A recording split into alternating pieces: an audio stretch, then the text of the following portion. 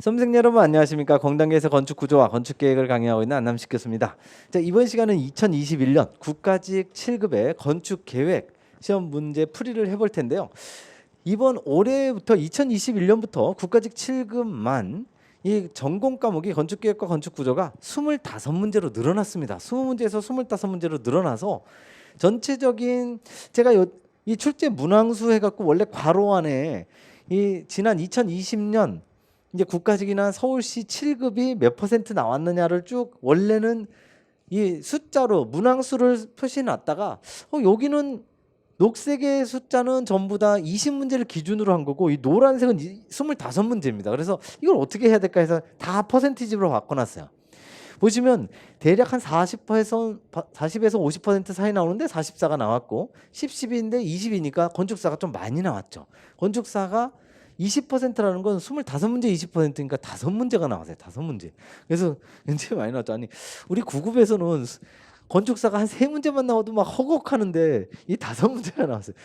만만치 않았죠. 근데 환경 같은 경우에 뭐 적당히 여기도 오히려 설비가 좀 조금 나왔죠. 설비가 좀 나왔고 뭐 법규도 보통 수준으로 나왔고 근데 어쨌든 건축사가 좀 많이 나와서 조금 만만치 않았지 않았을까 한번 보시죠. 자, 국가의 7급 건축계획 가책형입니다. 지금 사이버 국가고시한테 완전히 오픈이 돼 있는 책형이 가책형이니까 혹시라도 나책형으로 시험을 보신 분은 감안을 하시고 채점을 하시면 됩니다. 자, 첫 번째 문제입니다. 유치원 계획에 대한 설명으로 옳지 않은 것. 자, 이거는 제가 여기다가 난이도를 표시를 해놨으니까 참고를 하시고요. 여러분들이 느꼈을 난이도 또는 이 제가 냉정하게 봤을 때 난이도가 한 중 정도 되는 거다. 1번 보시면 1번이 어떻게 한 번도 나와 있지 않은 내용입니다. 적정 통원 거리 4세할 경우 300m, 5세와 400m, 그리고 사정이 좁으면 600m. 한 번도 안 나왔지만 잘 모르겠어. 실전에서 만약에 볼 때 시험 본다 생각하시면 잘 모르겠는데 그럼 잠깐 세모. 2번으로 넘어가셔서 결국에 2번이 이제 핵심이 되는데요.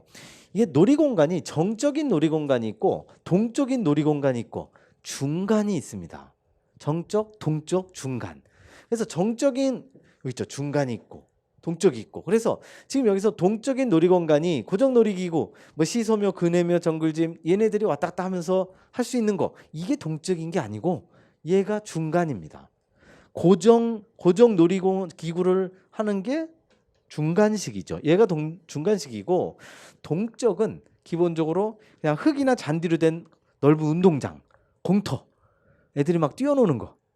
그 뛰어노는 곳이 동적인 거고 얘네 고정 놀이기구 중간적. 정적은요 거의 시험에 나올 수가 없습니다. 그냥 이 실내 이 학습 공간의 연장 이렇게 돼 있기 때문에 얘는 절대 앞으로도 안 나올 거지만 요 두 개는 충분히 나올 수 있습니다. 얘가 지금 동적이 중간적이라고 하는 그 단어가 틀려서 2번이 정답. 대신에 3번과 4번은 이미 다 나왔죠. 기출문제 나왔던 거라 여러분들 기출문제 한 번씩 다 보셨을 겁니다. 3, 4번은 별로 어렵지 않아서 제낄 수 있었는데 1, 2번 중에 하나를 골라야 되는 문제였죠. 2번이 정답이고요. 두 번째 문제로 갑니다. 초등학교 계획에 대한 설명으로 옳은 것, 틀린 게 아니라 옳은 겁니다. 자, 1번에 보시면 주거단지 계획에서 인보군은 초등학교를 중심으로 한다. 무조건 틀렸죠. 인보군은 유아놀이터, 초등학교는 근린주구, 인보구 분구 주구지구 해서 제일 앞에가 유아놀이터, 그 다음에 유치원, 그 다음에 초등학교 그렇게 가는 거죠. 어쨌든 틀렸고요. 2번 학교 운영 방식 중 종합교 실력은 초등학교 저학년에 적합하다. 볼 필요 없죠. 무조건 2번이죠. 난이도 하죠. 2번까지만 보고 3, 4번 보기가 뭐가 나오는지 몰라야 정상입니다. 자, 그렇지만 이제 다 풀었다 치고 저학년 교실은 되도록 고층에 배치하지 않죠. 저층이죠. 항상 고층하고 저층하고 저학년 고학년을 같이 이렇게 해놓으면 등치 차이가 나니까 요즘에 발육이 엄청 좋잖아요. 그래서 초등학교 1, 2학년 보면 완전히 꼬마지만 5, 6학년은 완전 성인의 몸짓입니다. 그래서 그 둘이 같이 이렇게 엉키면 완전 저학년만 엄청나게 깁스하고 막 목발하고 난리가 나죠. 그래서 저학년은 항상 저층, 고학년은 고층. 순수율은 교실이 사용되고 있는 시간을 일주간의 평균 수업 시간으로 나눈 백분율. 정의 외우라고 말씀드렸죠. 이용률입니다. 순수율은요. 요게 지금 일주간의 평균 수업 시간 그게 바로 분모로 들어오고 분모에다가 특정 교과라는 말이 꼭 나오죠. 특정 교과에서 사용하고 있는 시간. 그래서 이게 계산하는 것도 전부 다 알려드렸던 거. 어쨌든 1, 3, 4가 너무 쉬워서 더군다나 2번도 워낙 시험에 많이 나왔던 아주 마일드한 거죠. 그냥 보자마자 바로 답을 내셨어야 되고 3번으로 갑니다. 공연장 계획에서 무대 및 관련 시설에 대한 설명으로 역시 옳은 것. 이게 원래 옳은 것은요, 기본적으로 1, 2, 3, 4번을 대부분 다 봐야 되기 때문에 난이도 하가 거의 없거든요. 국가시 7급이니까 이 정도만 돼도 무조건 난이도 합니다. 자, 프롬프트 박스 갑니다. 프롬프트 박스, 대사 읽어주는 거죠. 연극에 필요한 무대 소품과 장비를 보관하는 공간, 일단 무조건 틀렸죠 이거. 장비 보관하는 공간, 소품실 되겠습니다. 어쨌든 이 프롬프트 박스는 대사 읽어주고 뭔가 주의 환기시키는 것이니까 완전히 틀렸죠. 엔티룸이라고도 한다. 이 엔티룸도 아니에요. 엔티룸은 뭐냐면 출연자 대기실도 아니에요. 그냥 엔티룸이 바로 무대 직전 올라가기 직전에 대기하는 곳. 출연자 대기실도 아니라 대기실과 여기 무대하고 또 사이에 있는 거. 바로 올라가기 직전 룸. 그렇게 보시면 됩니다. 어쨌든 틀렸고요. 2번 잔교는 그리드 아이언으로 올라가는 계단과 연결된 좁은 활차. 활차가 이제 통로라는 얘기인데 잔교가 아니죠. 잔교라는 건 아예 그게 아니라 그리드 아이언은 플라이 갤러리죠. 잔교는 완전히 다른 거고. 사이클로라마는 무대 제일 뒤에 설치된 무대 배경용 정확하게 맞는 3번이 정답. 록 레일은 트램룸에서 무대 배경 전체를 올려놓고 한 번에 오르내릴 수 있는 거. 오르내린다? 승강 무대죠. 록 레일은요, 우리 피터팬처럼 이렇게 하늘 날아갈 때 뭔가 와이어 같은 거 모아놓는 곳이죠. 그래서 롱레일은 와이어 모아놓는 것. 나머지는 다 틀리고 3번만 정답. 4번으로 가죠. 병원의 병실 계획 시 유의사항으로 옳지 않은 거 역시 난이도 합니다. 병실 출입문 박여다지, 제가 아니여다지 딱 정확하게 수요일날 정리해드렸었죠. 아니여다지 하면 4개밖에 없죠. 무조건 아니여다지 은행, 병원의 병실, 정신병동의 병실, 그리고 편의증진법에 휠체어 타고 계시는 분들 전부 다 아니다지. 이 4가지만 아니다지인데 병원의 출입문, 병실의 출입문이잖아요. 무조건 아니다지. 여기까지만 딱 읽고 끝나는 거죠. 이 문제는 이 뒤엔 뭐가 나왔는지 몰라야 정상이라고요. 무조건 방여다지로 하는 게 있죠. 공집관전, 사람 많이 모이는 곳, 대피를 위해서 반드시 박여다지로 할 것. 그리고 뒤에도 틀렸습니다. 문지방 단차는 2cm 이하로 할 것. 이거 지금 편의증진법 아니죠. 병원은요 항상 스트레처 이 바퀴 달린 게 굴러가야 되기 때문에 단차는 두지 않습니다. 편의증진법에서도 휠체어로 손으로 굴려갖고 넘어갈 수 있는 높이가 2cm죠. 그건 맞아요. 2cm 이하. 그런데 우리 노인이나 보행장애인 나오면 5mm를 넘을 수 없다. 뭐 그랬었죠. 어쨌든 나머지 다 맞죠. 요거 제가 요것도 설명드렸죠. 병실의 창면적 3분의 1, 4분의 1. 이게 원래 법적 기준은 아니라고 그랬죠. 법적 기준은 10분의 1. 채광은 10분의 1, 환기는 20분의 1. 근데 교실은 4분의 1, 병실은 3분의 1에서 4분의 1. 요거 설명드렸잖아요. 3분의 1이 큰 거예요? 4분의 1이 큰 거예요? 3분의 1이 더 크잖아요, 숫자가. 그럼 얘네들은 원래 바뀌어야 되는데 모든 교재가 다 3분의 1에서 4분의 1로 돼 있어요. 그래서 이 시험에도 이렇게 나옵니다. 참고하시기 바라고. 1번이 정답. 자, 5번으로 갑니다. 사회적 환경과 인간 행태의 상호관계에 대한 설명으로 옳지 않은 것. 3번부터 보시면 영역성이란 보이지 않는 보호 영역이다. 자, 영역성을 제가 설명드렸었는데 개인 공간과 영역성을 분명히 차이를 설명드렸죠. 개인 공간은 변해요, 안 변해요? 일단 그게 계속 기출로 나오죠. 개인 공간은 일단 변하는 공간, 확정되지 않고 움직이는 공간. 영역성은 절대 움직이지 않습니다. 그 영역성이 뭐냐? 바로 우리 집 울타리입니다. 우리 집 울타리. 우리 집 여기가 우리 집 하고 이렇게 쭉 두르는 거. 예를 들어서 우리가 한식주택이다 그러면 벽이 담벼락이 있을 것이고요. 양식주택이라면 거의 뭐 무릎이나 허리 높이 정도의 뭔가 펜스가 있잖아요. 폴짝 뛰어넘을 수 있는 펜스. 이게 바로 영역성입니다. 영역성이란 보이지 않는 보호 영역 아니죠. 보이지 않는 건 개인 공간. 영역성은 보이는 공간. 기포의 형태로 뭐 유기체가 가지고 있다. 이거 뒤에 있는 거나 보실 필요 없고. 어쨌든 영역성이란 기본적으로 보이는 테두리를 얘기합니다. 나머지는 다 맞는 내용이고요.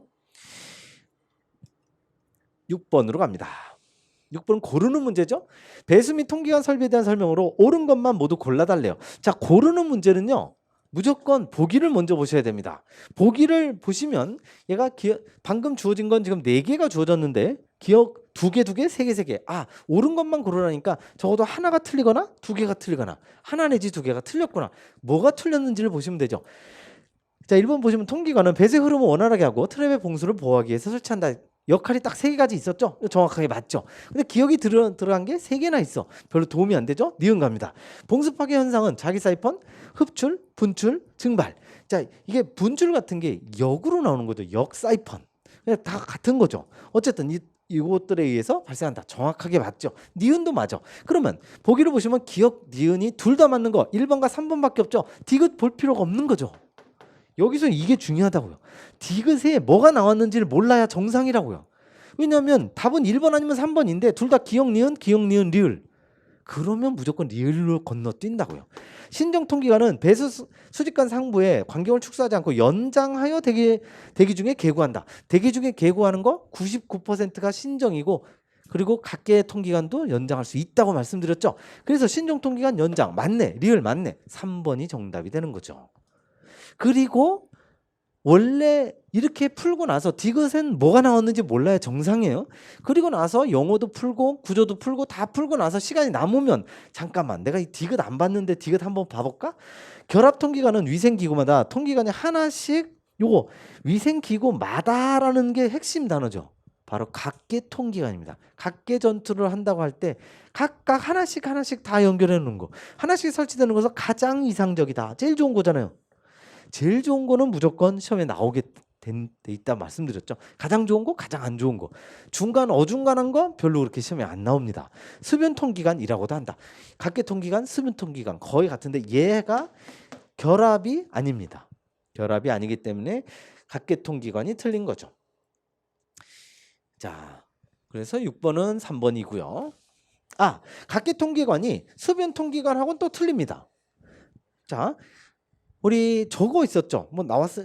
이게 나왔으니까 한번 설명을 드릴게요. 결합통기관이 뭐예요? 배수관과 통기관을 서로 연결하는 거예요.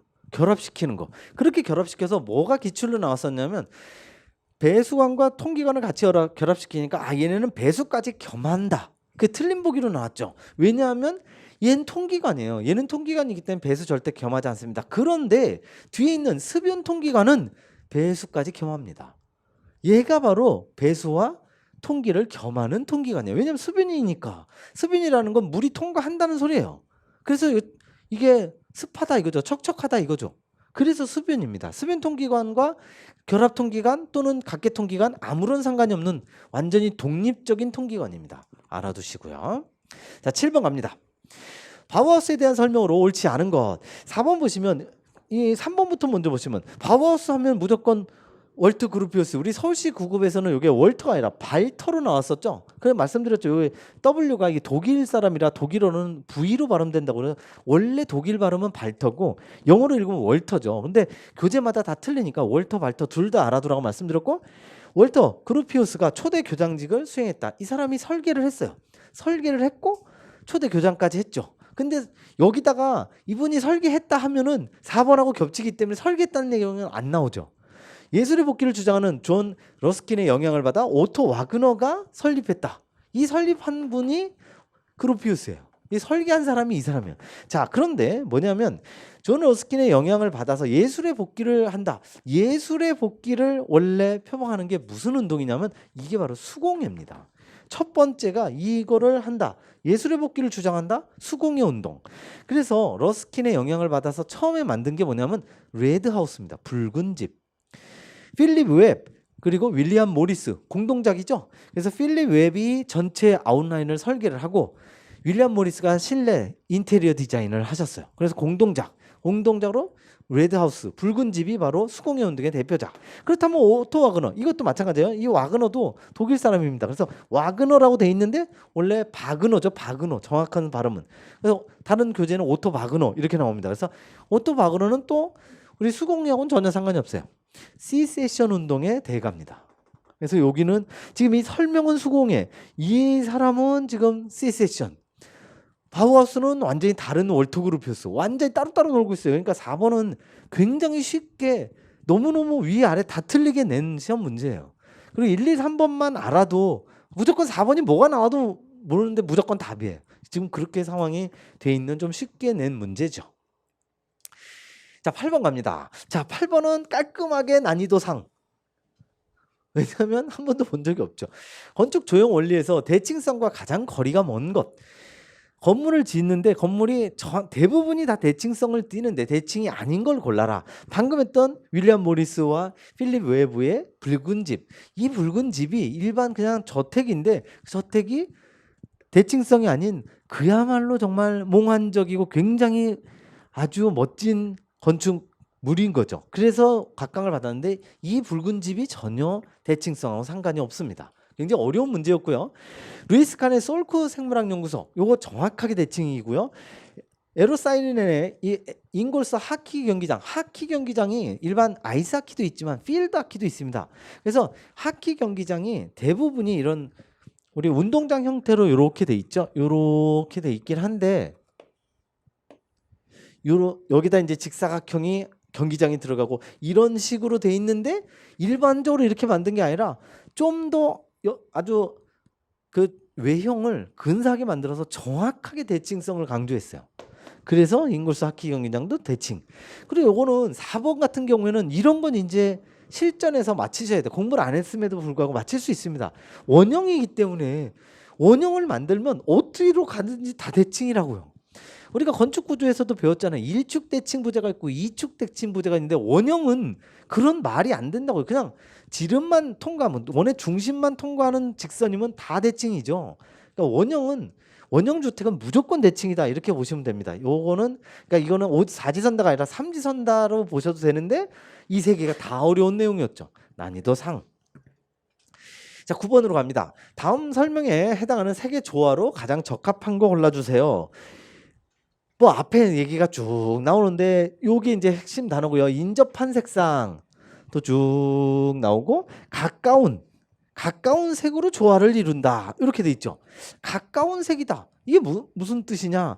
단색이라는 건 한 가지 색 가지고 한 가지 색을 딱 통일을 하고 얘의 명암 또는 채도. 우리가 색상, 채도 그리고 명도 이 세 가지가 색의 삼속성이잖아요. 삼속성 중에 색상을 고정.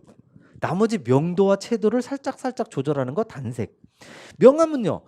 어떤 색깔이 뭐 상관이 없이 그냥 명암만 조절하는 거. 보호색은 아시죠?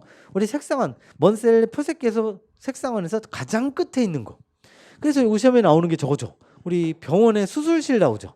병원의 수술실 바닥이나 이 수술복 항상 피해 보색인 청록색이나 파란색으로 하죠.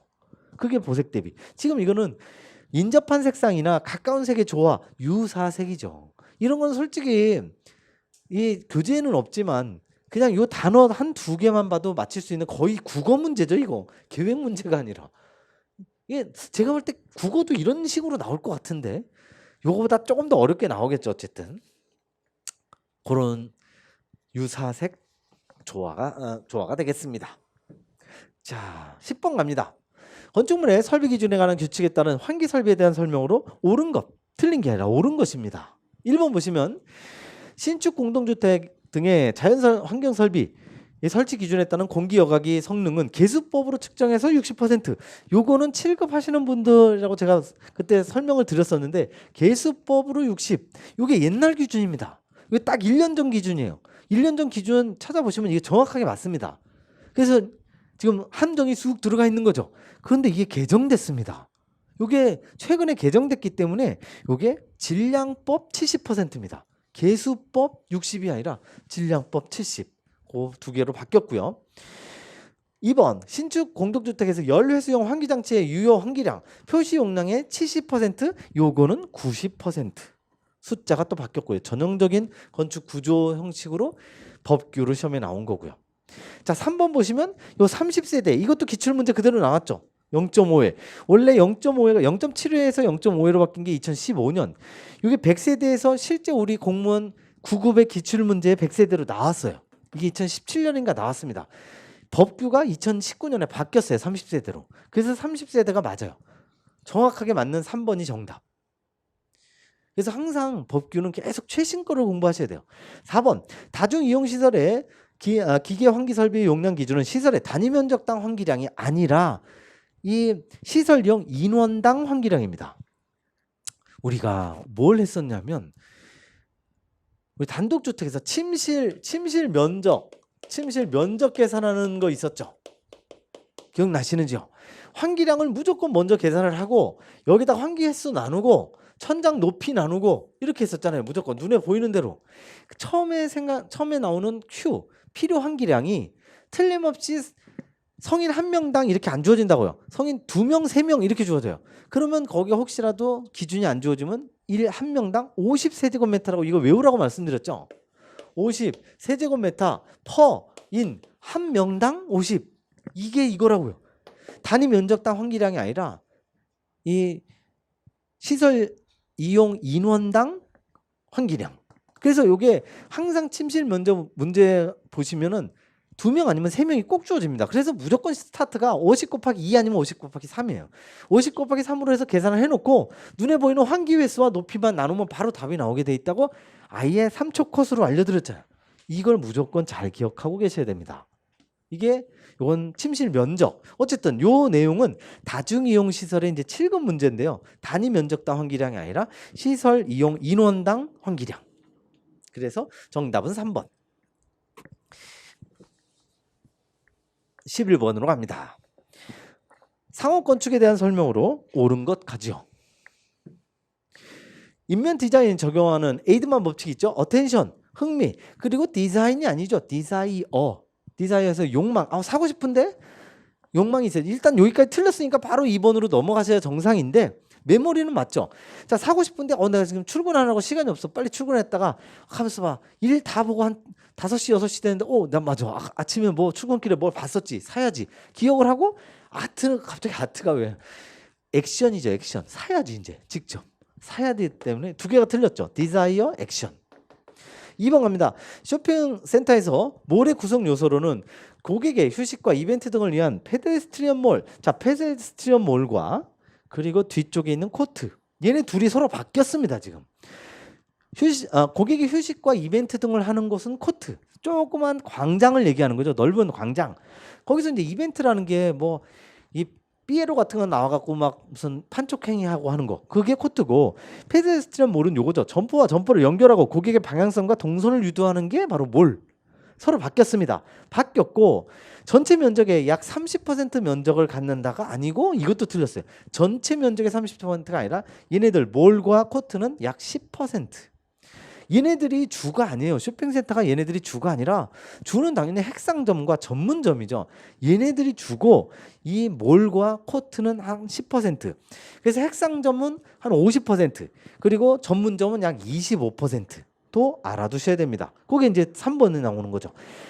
쇼핑센터에 핵점포가 갑니다. 핵점포는 단일 종류의 상품을 전문적으로 취급한다. 전문적 핵점포 서로 맞지 않습니다. 핵점포는 뭔가 전체적인 설명에서 뭐라고 나와야 되냐면 핵으로 고객을 이 전체 쇼핑센터 핵으로 고객을 끌어당긴다 이런 얘기가 나와요.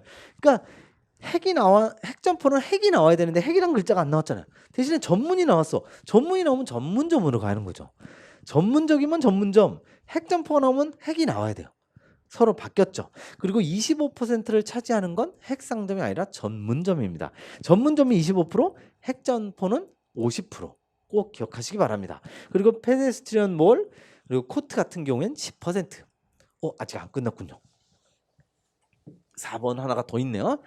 백화점의 기동 간격을 결정하는 계획은 건축물의 구조 안정과 층 높이를 충족한다는 전제 아래서 매장 진열대 치수, 배치 방법, 그리고 엘리베이터 및 에스컬레이터 배치 방식, 지하 주차장 계획 등이 전체가 고려해야 된다.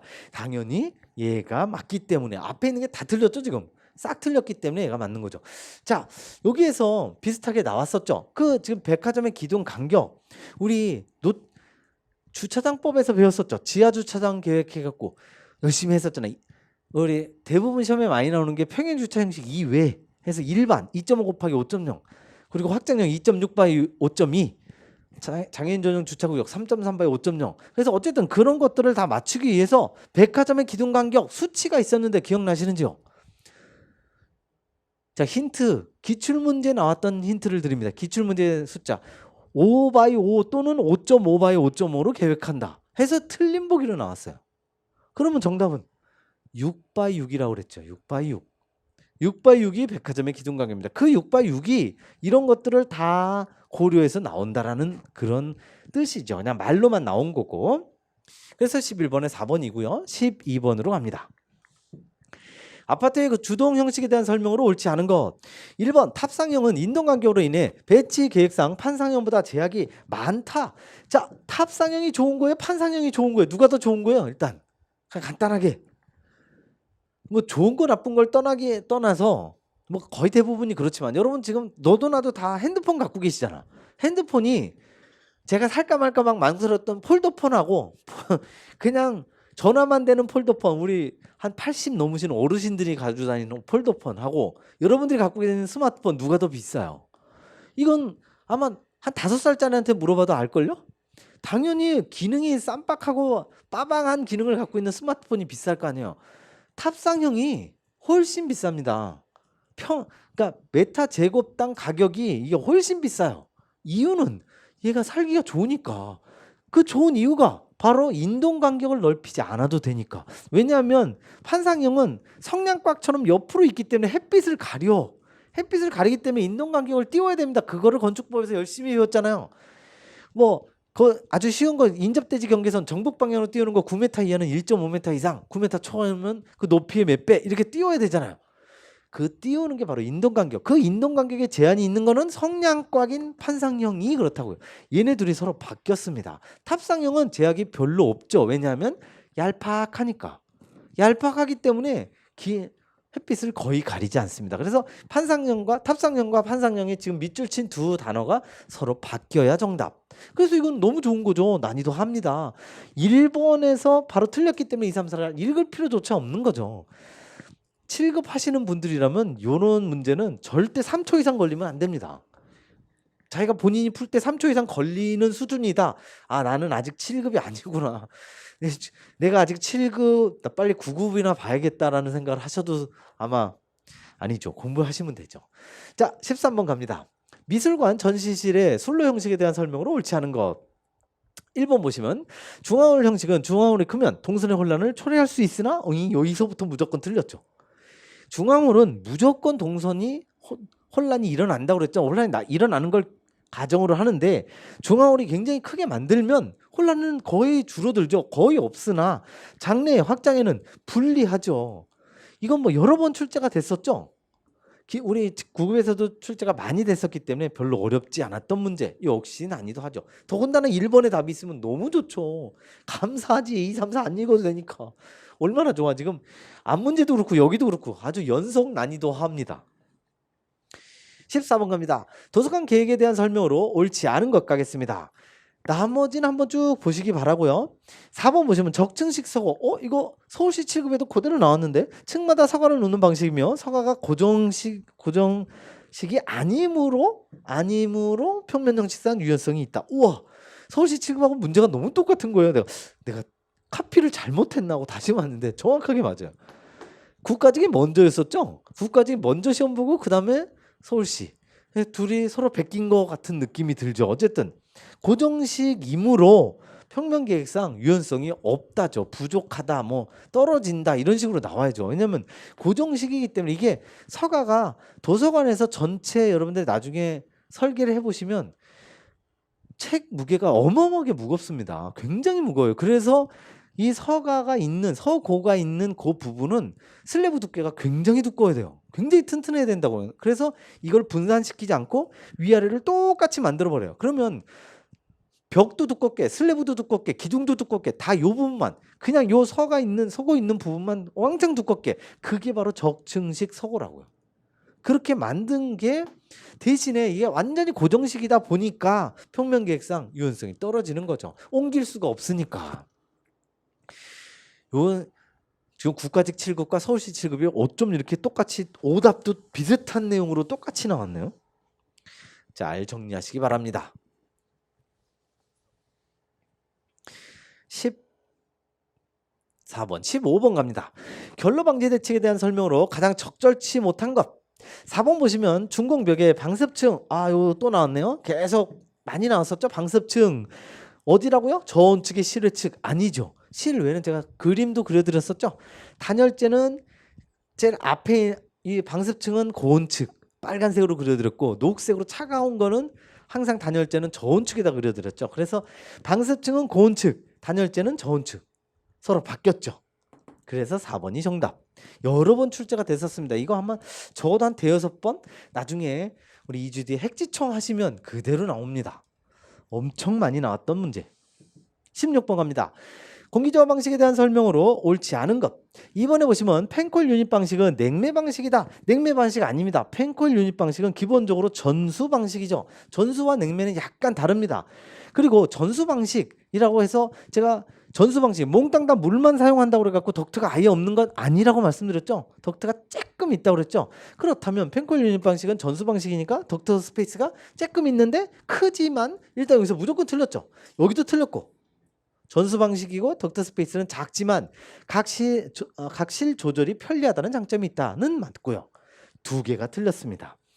그래서 펜콜 유닛 방식은 제일 밑에 있는 거라고 말씀드렸죠. 나머지는 다 맞습니다. 별로 어렵지 않은 내용이었고요. 17번.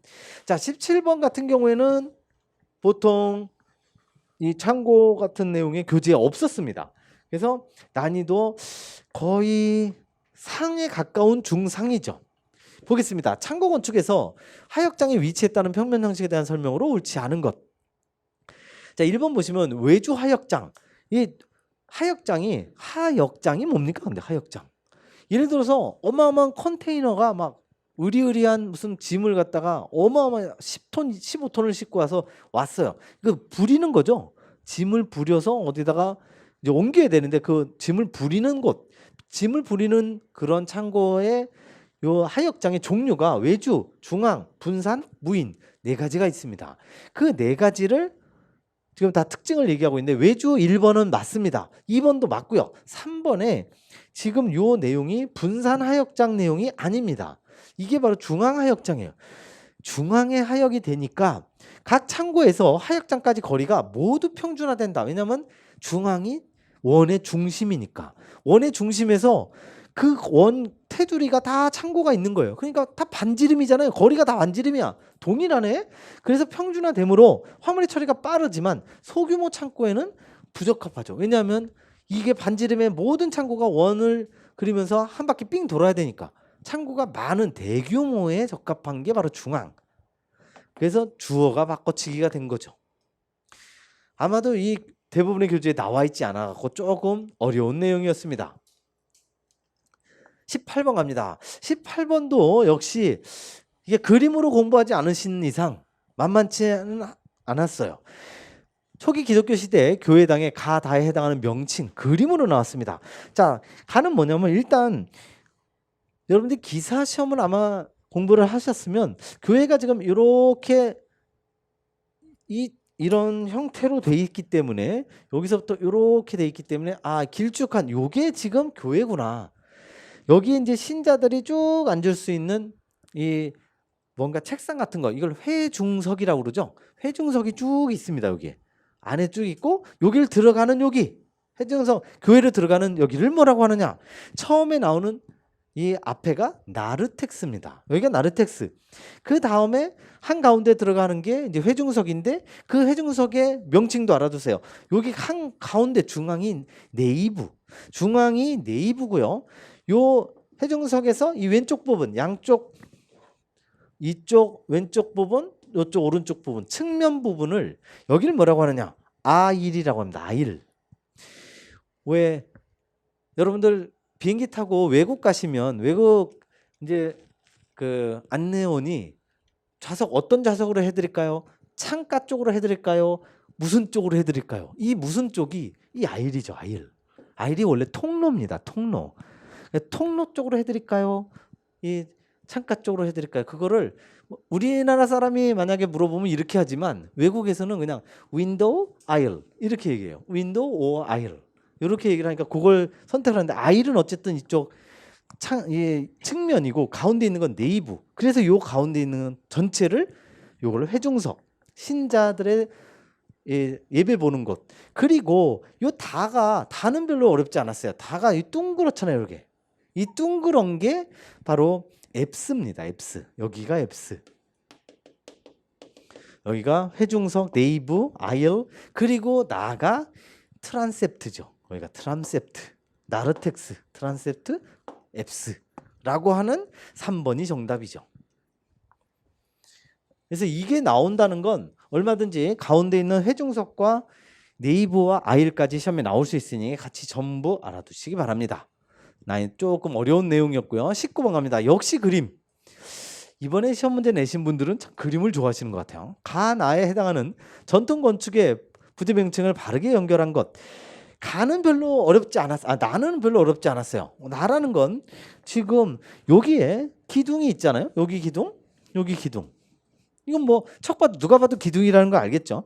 기둥과 기둥 사이에 있는 거, 기둥과 기둥 사이에 있는 건 창방 아니면 평방입니다. 근데 다행히 부지에 평방이 없었어요. 보기에 없어서 창방, 이건 혹시라도 여기에 장연 대신에 평방이 있어도 괜찮아요. 평방이 있어도 그것도 답이 될 수 있습니다.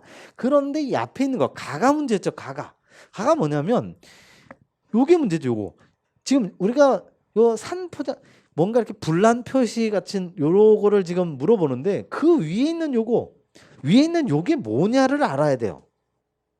이걸 알아야 풀 수 있는 문제였습니다. 요게 바로 칠판 앞뒤로 있는 돌입니다. 돌이. 뭐가 돌이고 뭐가 본지 제가 그림으로 그려드렸죠. 짧은 게 보고 길쭉한 게 돌이. 얘가 돌이거든요. 지금 돌이를 받쳐주고 있는 거, 돌이와 창방 사이에 있는 거, 이게 바로 화반입니다. 이거를 화반이라고 하고 대신에 그게 보통 일반 교재에 잘 안 나와 있고 나온 적이 없었죠. 그래서 정답은 4번이 되지만, 자, 대공 같은 경우에는 좀 완전히 다른 거예요. 대공이라는 건 마룻바닥 밑에 받쳐주는 아주 작은 기둥. 그러니까 아예 이건 뭐 밖에서 보이는 게 아니죠. 그리고 장현은 좀 완전히 다른 거고, 도리와 같은 방향으로 놓이는 부지, 뭐 이렇게 보시면 되고. 자, 20번으로 갑니다. 장애인, 노인 뭐라고 쭉 나오잖아요. 이거 여기서부터 여기까지 나오는 거, 장애인서부터 뭐 무슨 법령상 이거 읽는 거 아니라고 그랬죠. 그냥 후다닥 편의증지법이구나. 편의시설의 종류로 옳은 것만 모두 골라달래요. 자, 기억, 니은, 디귿, 리을이 나왔는데 하면서 봐, 이걸 따로 내가 뭐 정리해둔 게 없었죠. 여러분들이 공부했던 내용의 제목, 그걸 잘 생각하시라고요. 높이 차이가 제거된 건축물의 출입구. 높이 차이 2cm야. 월 단차를 두지 않는 걸 원칙으로 하는데 둔다면 2cm까지는 해준다. 그게 바로 여기서 나왔던 거고요. 두 번째, 장애인들이 이용하는 가능한 샤워실 및 탈의실. 우리 노인시설에서 비슷한 게 있었어요. 노인시설 그 앞에 원래 편의시설 편의증지법에도 있는데 수업을 안 했죠. 근데 노인시설에서 비슷한 게 있었어요. 뭐가 있었냐면 욕조가 전신이 잠기면 안 돼요. 온도도 40도 이상 넘어가면 안 돼. 이런 거 있었죠. 편의증진법에도 당연히 있습니다. 임산부를 위한 후기시설. 이게 지금 여기 임산부도 들어가잖아요. 들어가기 때문에 임산부도 어떻게든지 우리가 보호해드려야 될 약자이기 때문에 임산부 등에 위한 휴게시설 들어가고 점자 블록은 배웠죠. 0.3m하고 친하다는 거, 30cm, 30cm, 전면 뭐 0.3 그거 다. 그래서 기억니은 다 들어갑니다. 다 들어가는 4번이 정답. 요거는 그렇게 어렵지는 않았지만 그렇다고 아주 쉬운 것도 아니었죠. 예상하지 못했던 문제였기 때문에 조금 생각을 해야 되는 문제. 근데 기억은 무조건 들어가죠. 기억은 확실하잖아. 우리 2cm 이하는 무지하게 많이 봤으니까. 근데 기억은 무조건 들어가? 그러면 3번은 탈락. 기억 1번, 2번, 4번인데 보시면 또 리을이 무조건 들어가. 점자 불러면 확실해. 이건 0.3m 엄청 강조했으니까. 리을을 들어가는데 니은 디귿이 다 들어가느냐 안 들어가느냐 이걸로 고민을 하셨어야 되는데 이건 어느 정도 맞힐 수 있을 것 같아서 난이도 중이라고 했습니다. 자, 21번 갑니다. 하이테크, 바로 신공업 기술주의라고 하는데 하이테크 건축가와 작품이 옳게 짝지어진 것만 모두 골라주세요. 일단 기본적으로 하이테크 건축의 건축가와 작품, 일단 하이테크 또는 신공업 기술주의의 건축가, 노만 포스터, 시저 펠리, 리차드 로저스 다 들어갑니다. 얘는 안 들어가죠. 유명하죠. 얘가 아니지. 제 밑사람이 아니죠. 이분은 안 들어가죠. 프랭크 게리 엄청 유명하죠. 프랭크 게리는 바로 해체주의 건축가죠. 이 신공업 기술주의가 아니고, 그래서 디귿은 일단 탈락. 기억, 니은, 리을 중에 하나인데 기억, 니은, 리을이 보기에 보니까 없어요. 그러면 이 중에 골라야 되는구나. 노먼 포스터 갑니다. 홍콩 상하이 은행 본부 그리고 런던 시청. 요거까지 홍콩 상하이 은행 본부는 정확하게 맞는데 이건 모르겠네. 아리까리. 자, 시저펠리 갑니다. 시저펠리가 시그넷 빌딩 이거 확실히 틀렸잖아요. 시그램 필딩은 누가 봐도 확실하잖아. 미스 반데로웨어, 필립 존슨의 두 명의 공동작인데 시저 펠리까지 세 명이서 숟가락 얹으려고 안 되지. 이거 아니죠. 그래서 시저 펠리는 아니고 시저 펠리는 유명한 대만에 있는 페트로나스 타워. 굉장히 유명한 초고층 빌딩이죠. 이건 맞아요. 그렇지만 요게 틀렸죠. 프랭크 리드 틀렸고. 그러면 여기서 그냥 답이 나왔죠. 무조건 기역, 니은, 리을 중에 하나인데 니은이 탈락. 그럼 기역, 리을이 답이죠. 리차드 로스 안 봐도 답이 바로 나와서 2번으로 찍을 수 있어야 됩니다. 그 정도의 확신성을 갖고 있어야 돼. 리차드 로스 갑니다. 펌피드 센터. 이 공동작입니다. 누구 한 명 또 누구예요? 파트너 누구예요? 파트너 그 힌트가 음악입니다. 음악 연주. 렌조 피아노입니다. 렌조 피아노. 자, 로이드 보험 본사까지 같이 어쨌든 여기에서 이 문제에서 신공업 기술주의의 건축가 3명, 노만 포스터, 시저 펠리, 리차드 로저스. 프랭크 게리는 해체주의. 나머지는 각자 공부하시면 되고 22번으로 갑니다. 난이도 상인데요. 이거 틀리라고 낸 문제입니다. 교재에도 없습니다. 건축물의 에너지 절약 설계 기준상 건축부문 설계 기준에 권장사항에 해당하지 않는 거. 이런 건 진짜 틀리라고 내는 문제입니다. 권장사항이 아닌 거 뭘 고르라는 소리냐면 의무사항을 고르라는 거예요. 이게 찾아보니까 한 이만한 세 줄짜리가 한 10개가 권장사항, 한 7개가 의무사항. 이걸 도대체 어떻게 외우라고요? 이거는 틀리라는 거죠. 이런 건 이렇게 좀 우리 건축구조 서울시 7급에서 그 무슨 가상일법을 쓰는 한 5분 이상 걸리는 그런 문제 나오면 마음이 편안해집니다. 아예 말도 안 되게 어려워지면 말도 안 되게 이런 거 나오면 그냥 편안해지죠. 그래 너는 문제 내라. 나는 찍는다. 아주 편안해지죠. 뭔가 좀 이게 챌린저블 해야 고민이 되고 스트레스를 받는데 이렇게 내면 그냥 편안합니다. 3번이 단열 조치를 해야 되는 부위의 열 관리율이 위치 또는 구조상의 특성에 의해서 일정하지 않는 경우 해당 부위의 평균 열 관리율 값을 면적 가중 계산. 요거 하나만 설명을 할게요. 면적 가중 계산에 의해서 구한다. 이게 맞긴 맞는데 얘가 권장사항이 아니라 의무사항이에요. 의무사항이라 틀린 건데 자 지금 요거는 워낙 어렵고 지엽적인 거라 공부를 따로 하실 필요 없습니다. 근데 면적 가중이다. 이게 무슨 소리냐? 우리가 건축법에서 비슷한 걸 배웠습니다. 뭘 배웠냐면 반자높이 할 때 있었어요. 반자높이가 지금 우리 여기 기준 들었었잖아요. 이게 지금 천장이 똑같은 높이가 아니잖아요. 그래서 가다가 밑으로 내려갔네? 그럼 이 높이를 반자의 높이를 어떻게 계산을 하느냐? 그때 가중 평균으로 한다고 했던 거 기억나시는지요? 같은 내용입니다. 이거 가중 평균이라는 게 우리는 그냥 높이의 가중평균이고 여기는 면적의 가중평균인 거죠. 같은 내용입니다. 요거를 공부하는 게 오히려 좋을 것 같고요. 이 자체가 의무사항이냐 단열 권장사항이냐 이거는 진짜 틀리라고 내는 문제입니다. 이런 건 그냥 마음 편한 문제. 자 23번 난이도 상이긴 하지만 이거 별표 2개 우리 7급 하시는 분들은 반드시 해두셔야 되는 문제. 나머지 분들 9급 하시는 분들도 이 문제 굉장히 좋습니다. 왜냐하면 이게 역시 건축계획 교수님이 선정을 했다는 게 믿어지지 않을 정도로 너무너무 좋은 문제를 냈어요. 완전 물리 문제하고 비슷합니다. 열 관류율이 0.2로 주어져 있어요. 열 관류율. 벽체에 설치된 단열재 중 열 저항이 있고 열 관류율이 있어요. 자, 먼저 시험 문제 들어가기 전에 관류율과 열 저항의 관계가 어떤가요? 열 관류율은 관류니까 이게 단위 메타가 아니라 면적 1제곱미터가 1시간 동안 1도씨를 전달하는데 걸리는 열량 이런 걸 계산하는 거잖아요. 그게 바로 이 단위가 되는 거예요. 와트 퍼 메타 제곱 K고 그게 바로 열 관류율. 그러면 얼마나 열이 잘 전달이 되느냐. 열 관류율은 작으면 작을수록 좋습니다. 열 저항은요. 그거의 역수기 때문에 높으면 높을수록 좋습니다. 그런데 역수가 어떤 역수의 관계가 있느냐를 정확하게 알고 있느냐를 물어보는 문제입니다. 열 관류율이 얘가 정확하게 정의하기를 열 저항 분의 1이 아닙니다. 열 저항 분의 1 바로 이렇게 계산하는 게 아니라 열 저항의 합계분의 1이에요. 요게 정확한 식입니다.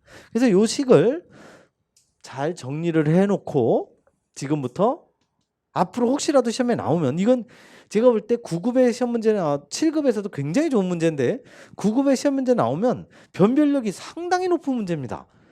그렇다고 방금 전 문제처럼 그냥 A 틀려라고 권장상 의무상 이게 아니라 이건 정말 좋은 문제예요. 그래서 공부를 열심히 하신 분은 맞힐 수 있는 문제예요. 그렇기 때문에 변별력이 높다는 거죠. 자, 풀어보겠습니다. 그래서 열 관료율이 문제도 안 읽었군요. 열 저항이 2로 돼 있는 거, 2인 단열재를 두께가 같고 열 저항이 5인 걸로 2를 5로 교체했대요. 단열재로 교체했을 때 해당 벽체의 열 관료율이 어떻게 되느냐. 도대체 이거 뭐 어디서부터 손을 대야 되는지 너무 막막해. 일단 이 식을 잘 보시면 얘가 중요한 게 아까 제가 일부러 그렇게 썼는데 열 저항분의 1이 아니라고 했죠. 이게 합계분의 1이에요. 합계라는 거를 잘 생각을 하시고 뭔가 열 관료율 지금 처음에 주어지는 0.2가 0.2 이퀄 여기가 뭔가 총합을 x라고 놓자고요. 총합 x분의 1이야. 얘가 지금 x는 총합입니다. 열정의 합계. 열정의 합계 분의 1인데 그렇다면 여기 이 식에서 x를 먼저 구해야 돼요. 그렇다면 지금 현재 단열재의 열정의 총합은 몇이냐. 얘네들 서로 바꾸면 되죠. 0.2분의 1. 0.2는 5분의 1이죠. 5분의 1분의 1. 5는 분자로 올라옵니다. 즉 열정의 합계가 5예요. 단열재 저항의 합계가 5인데 이 5 중에 2라고 돼 있는 단열재가 있고 또 뭔가가 있겠죠. 지금 왜냐면 2를 바꿨다고 했으니까 이 5 중에 2를 갖다가 5로 바꿨대요. 그러면 얘가 합계가 5인데 지금 2짜리를 갖다가 5로 바꿨어. 그렇다면 여기 원래 몇 개가 있는 거예요? 몇 자리가 있는 거예요? 이거는 다시 또 산수죠. 열정의 합계니까 2 더하기 몇이 5가 되느냐 이거죠. 이거 3이죠. 3. 3은 원래 있다고요. 그러므로 이 자리를 5로 교체를 했으면 3 더하기 5가 남아있는 거죠. 현재. 이걸 구하라는 거예요. 그래서 이게 열 관료율 Y는 여기가 원래 2하고 3이 있었는데 2하고 3이 있어서 5라는 걸 어디서 알았어요? 여기서 이 식에서 구한 거잖아요. 그래서 이 5가 전체였었는데 이 중에 2하고 3이 있었는데 2가 5로 바뀌었고 원래는 3이 있었고 3하고 5를 더한 여기가 3 플러스 5 분의 1 이게 답입니다. 8분의 1이 0.125가 정답이 되는 거죠. 문제 너무 좋아요. 너무너무 좋습니다. 이거를 정확하게만 알면 이거 30초 안에 풀 수 있습니다. 요 식을 정확하게 알면. 여태까지 제가 강의를 할 때는 열 관료율은 열 저항의 역수입니다. 역수의 관계만 있습니다. 라고만 얘기했지 이게 합계라는 얘기를 한 적이 없었죠. 합계까지 정확하게 알아두셔야 됩니다. 문제 너무너무 좋은 문제.